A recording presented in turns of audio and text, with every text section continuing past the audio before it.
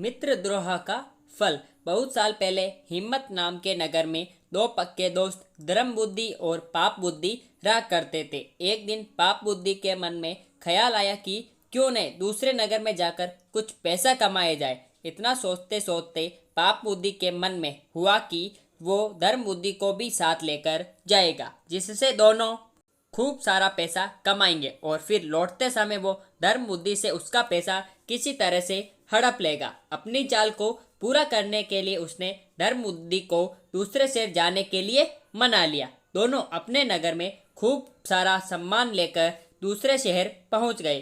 कुछ महीनों तक वहीं रहकर धर्म बुद्धि और पाप बुद्धि ने सामान को काफ़ी अच्छी कीमत में बेचा। जब दोनों ने अच्छी खासी रकम इकट्ठा कर ली तो दोनों एक दिन अपने नगर की ओर लौटने लगे। पाप बुद्धि अपने दोस्त धर्म बुद्धि को जंगल के रास्ते लेकर आया। रास्ते पर चलते चलते पाप बुद्धि ने धर्म बुद्धि से कहा, मित्र देखो, अगर हम अपने नगर इतना सारा धन लेकर जाते हैं तो समस्या हो सकती है। चोर इसे चुरा सकते हैं, लोग हमसे जलन का भाव रखने लगेंगे और कुछ उधार भी मांग लेंगे। ऐसे में बेहतर होगा कि हम आधा धन इसी जंगल में छिपा देते हैं। धर्म बुद्धि ने पाप बुद्धि की बातों पर यकीन करके धन को छुपाने के लिए हाँ कर दी। पाप बुद्धि ने गड्ढा खोदकर धन को जंगल में एक पेड़ के पास छिपा दिया। फिर कुछ दिनों बाद बिना अपने दोस्त को बताए पाप बुद्धि मौका देखकर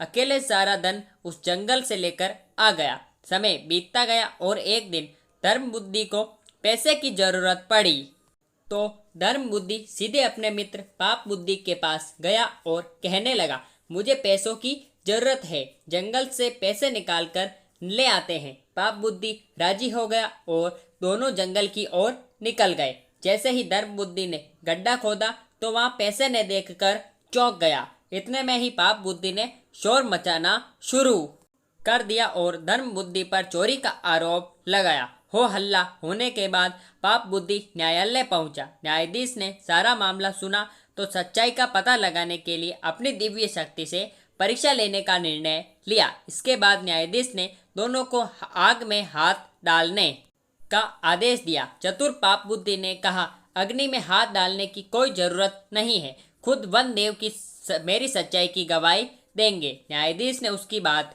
मान ली। धूर्त पाप बुद्धि पास ही के ही एक सूखे पेड़ में छिप गया। जैसे ही न्यायाधीश ने वन देवता से पूछा कि आखिर धन की चोरी किसने की, तो जंगल से आवाज आई, धर्म बुद्धि ने चोरी की। इतना सुनते ही धर्म बुद्धि ने जिस पेड़ की तरफ से आवाज आई उसी पेड़ को आग के हवाले कर दिया। आग लगते ही पेड़ से चिल्लाते हुए पाप बुद्धि बाहर निकला और जुलसी हालत में सारा सच बयां कर दिया। सच्चाई का पता चलते ही न्यायाधीश ने पाप बुद्धि को फांसी की सजा सुना दी और धर्म बुद्धि को उसके पैसे दिलवा दिए। मोरल ऑफ द स्टोरी, कहानी से सीख, दूसरों के लिए बुरा सोचने वालों के साथ बुरा ही होता है।